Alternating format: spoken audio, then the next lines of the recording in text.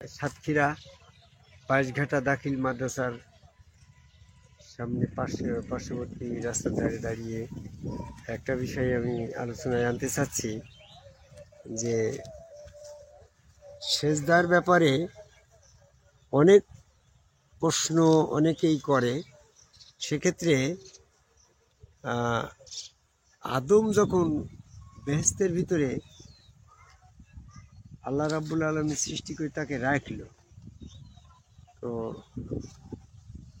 আদমের চৈতন্য লাভ করার পরে প্রথমে তো সে আল্লাহকে দর্শন করল।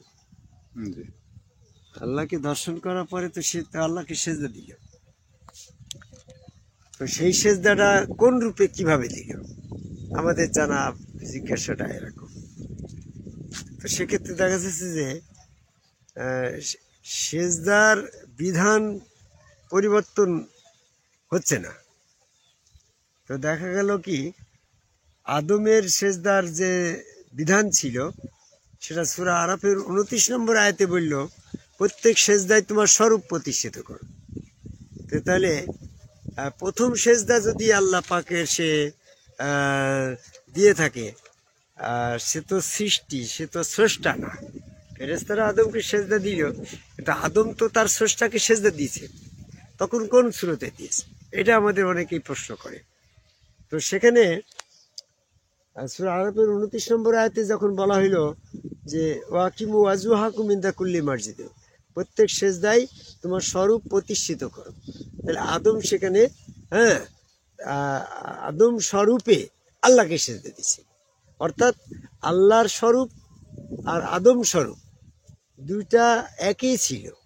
কারণ আল্লাহ যদি নিজ রূপে মানুষ তৈরি করে, সূরা ইনফিতরের 6 নম্বর আয়াত 8 নম্বর আয়াত, তাহলে আদমকে তৈরি করার সময় আল্লাহ নিজ স্রোতে আদম তৈরি করলো।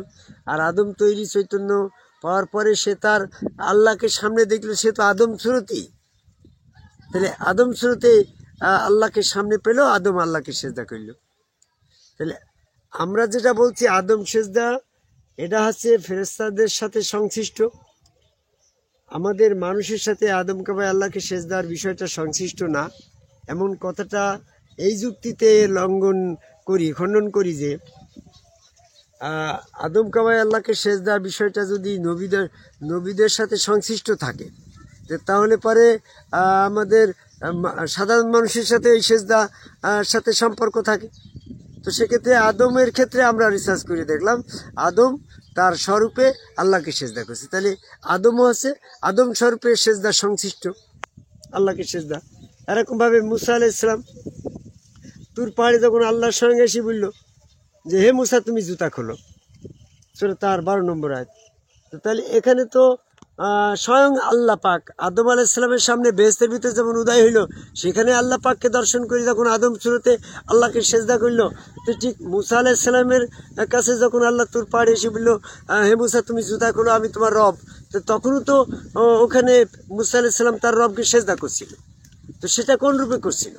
সেটা কি আদম স্বরূপে করছিল না মুসার স্বরূপে করছিল? নিশ্চয়ই মুসার স্বরূপে, কারণ আদম স্বরূপ তো আর হচ্ছে তোমার এই মুসার ক্ষেত্রে মুখস্থ ছিল না। আল্লাহ পাক সবসময় রূপ চেঞ্জ করতে পারে, পরিবর্তন করতে পারে। আল্লাহ যে রূপ আদম আলাইহিস সালামের ক্ষেত্রে আদম স্বরূপ, মুসার ক্ষেত্রে মুসার স্বরূপ, আল্লাহ যে যার যার রসুলের ক্ষেত্রে রূপ চেঞ্জ করতে পারে, এটার কোরআনের কোন লজিক বা কোন আয়াত? হ্যাঁ গো, লাইয়া গারনাকুম বিল্লাহি গারু, সেই প্রবঞ্চক শয়তান মানুষকে যখন রূপ চেঞ্জ করে প্রবঞ্চনা করে আল্লাহ সম্পর্কে, তো তাহলে আল্লাহ যদি রূপ চেঞ্জ করতে না পারে, তাহলে শয়তান একটু বেশি বেড়ে যায়।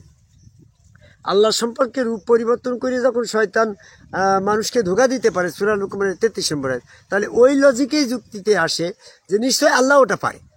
যেমন আল্লাহ শয়তান নিরাকারে থাকে, আল্লাহ নিরাকারে থাকে। সে শয়তান রূপ চেঞ্জ করতে পারে, আল্লাহ রূপ চেঞ্জ করতে পারে। শয়তান আকার আসতে পারে, আল্লাহ আকার আসতে পারে। আল্লাহ যদি না পারে, তাহলে শয়তান তো একটু বেশি পেরে যায়। তাহলে রূপ পরিবর্তন করার স্বার্থে আদমের কাছে আদম স্বরূপ, মুসার ক্ষেত্রে মুসার স্বরূপ, প্রত্যেক নবীর ক্ষেত্রেই আল্লাহ সেই নবীদের স্বরূপে দর্শন দিয়েছে।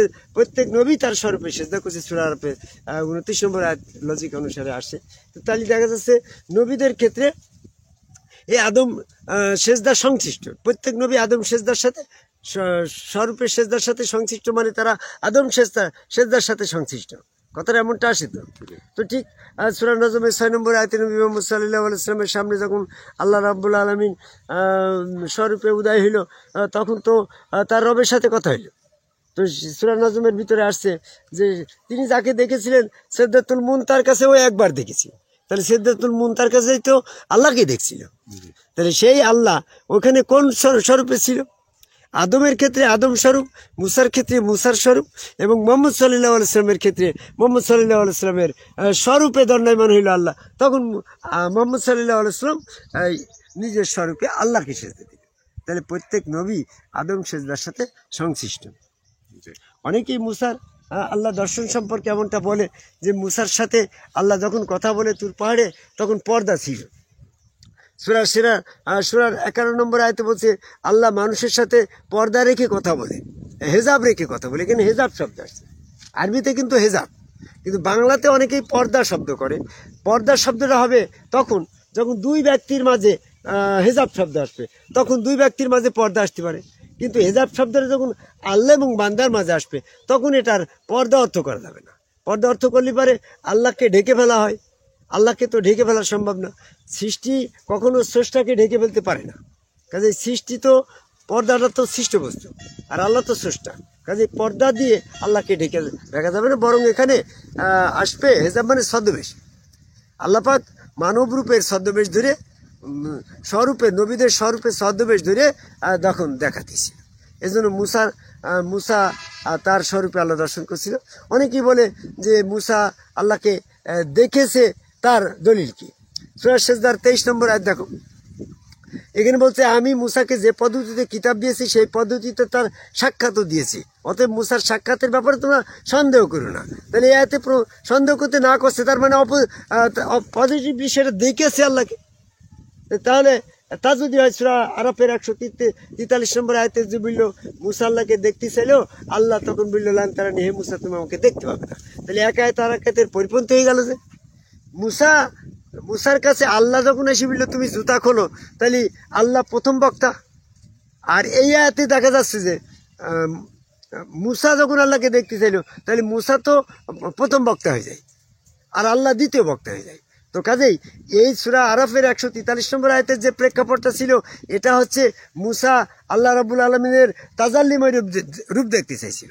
এই তাজাল্লিময় রূপে আল্লাহ কখনো দেখা দেয় না। সূরার 51 নম্বর আয়াতে 3 পদ্ধতিতে আল্লাহ দর্শন দেয়। একটা হচ্ছে ওহী, হেজাব আর রসুল। এখানে তো তাজাল্লি শব্দটা আসে নাই। এই জন্য মুসা যখন সীমা লঙ্ঘন করে বলল যে আমি তোমার তাজাল্লিময় রূপ দেখতে চাই, তখনই আল্লাহ বললেন তারানি, তাজাল্লিময় রূপে তুমি আমাকে দেখতে পাবে না। মুসা যখন নাসল বান্ধাইলে আল্লাহ তখন বলি তুমি পাহাড়ের দিকে তাকাও।